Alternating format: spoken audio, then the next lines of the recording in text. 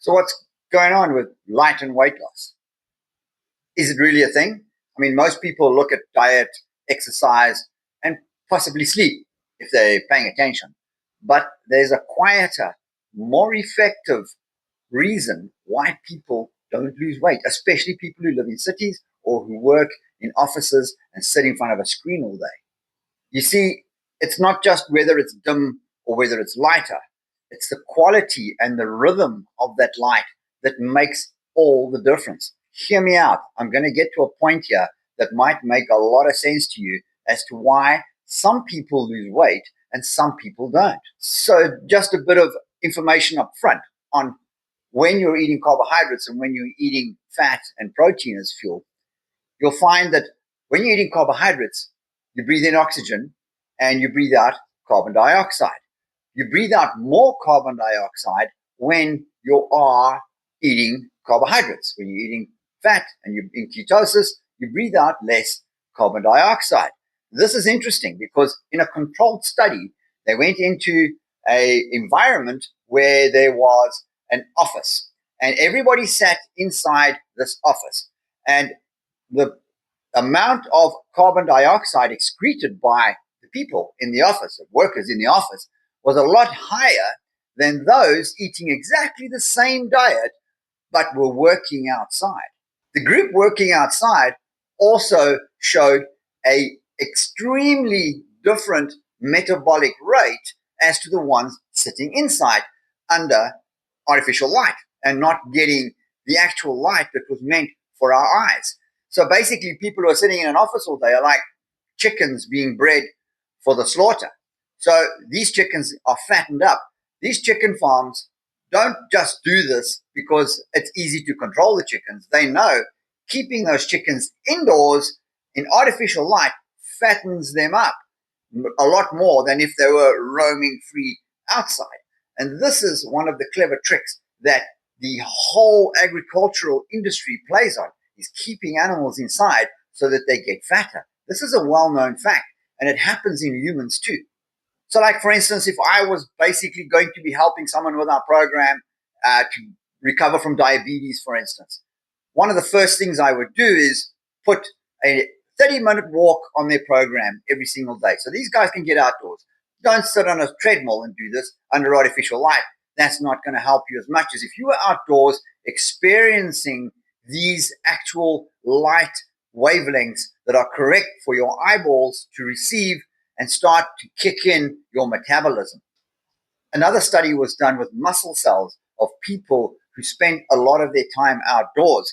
They found that the circadian rhythm still was present within those muscle cells, even outside of the body when they were being studied. So when they were exposed to a specific kind of light wavelength, these muscle cells responded to it. So they actually remembered what was going on outside of the body.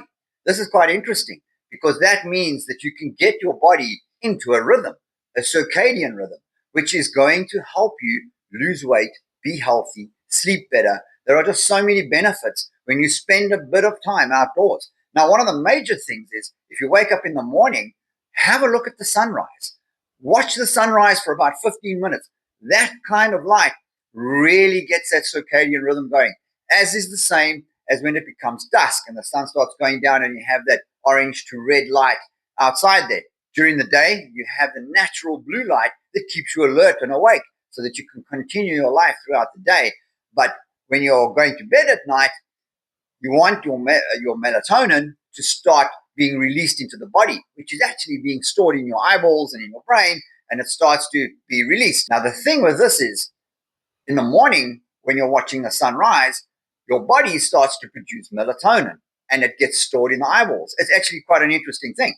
So now you have this melatonin that's being stored in the eyeballs because of this orange light in the morning. You go throughout your day with a natural blue light, not artificial blue light, and you get to the end of the day and the sun starts going down, and then it releases that melatonin and you start to get sleepy and you have a good night's sleep. When you start messing with this, with like phone screens or computer screens or artificial light coming from your ceiling, this messes with the circadian rhythm. You'll find that There'll be stubborn weight that you can't lose. You'll find that your sleep patterns are disrupted. You'll find that your mood changes and drops. You'll find all sorts of things start to happen in the body if your circadian rhythm goes out. It is extremely important. It's just a natural fact of nature, and especially in the bodies that we live in, not just human bodies, all bodies. So if you're eating cows that came from a stock farm where these cows were in pens, not just cows, chickens, pigs, sheep, all of these things, they were in pens, indoors, all day, you're eating a sick animal. And not only because of that, because they're also feeding these animals a bunch of junk that you will be eating as well on a secondary basis when you start eating their meat. So my advice to you is get outdoors as much as you can. Don't go home and sit on the phone or switch on the telly. Get outdoors. Go and experience the outdoors, the fresh air, the sunlight. All of that experiences help with your metabolic health. So if you're having trouble with weight loss, do that. And then obviously you need to have a look at your diet. I mean, that just goes without saying. But a good diet would be enhanced if you were getting the correct kind of light.